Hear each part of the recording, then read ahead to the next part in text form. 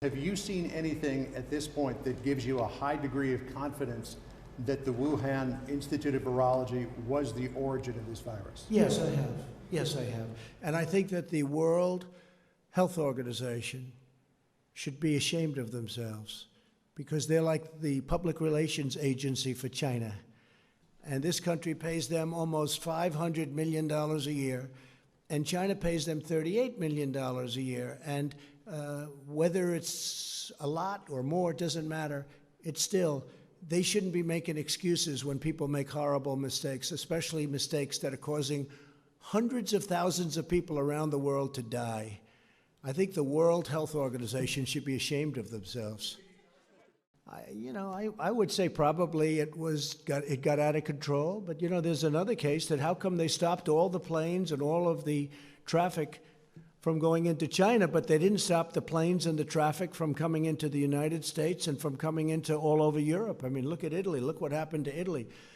And it's very lucky. This country is very lucky, and I'm very lucky that I put the ban on China.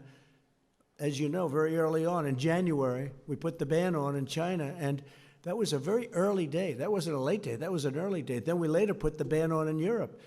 And if we didn't do that, as Alex knows, we would have had a problem like you wouldn't have believed. We would have had a problem much bigger. But then you take a look at what happened to Italy. A lot of those people went to Italy instead.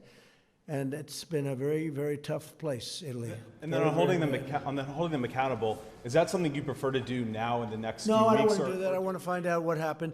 I think we'll be able to get a very good, very powerful definition of exactly what happened. We're working on it strongly now, and I think it's going to be very powerful. But they could have stopped it. They are a very brilliant nation, scientifically and otherwise. It got loose, let's say, and they could have capped it. They could have stopped it, but they didn't.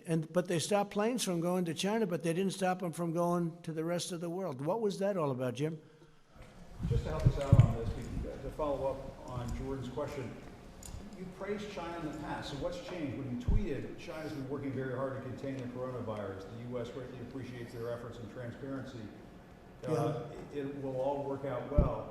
What has changed between then, when you were saying those things about China, and now? Well, what's changed is the following. We did a trade deal, and everybody was very happy. There's nobody ever been tough on China like I've been tough on China. I got elected, at least partially, because of borders and military and different things. But one of the things I'd say is how China and other countries are ripping us off.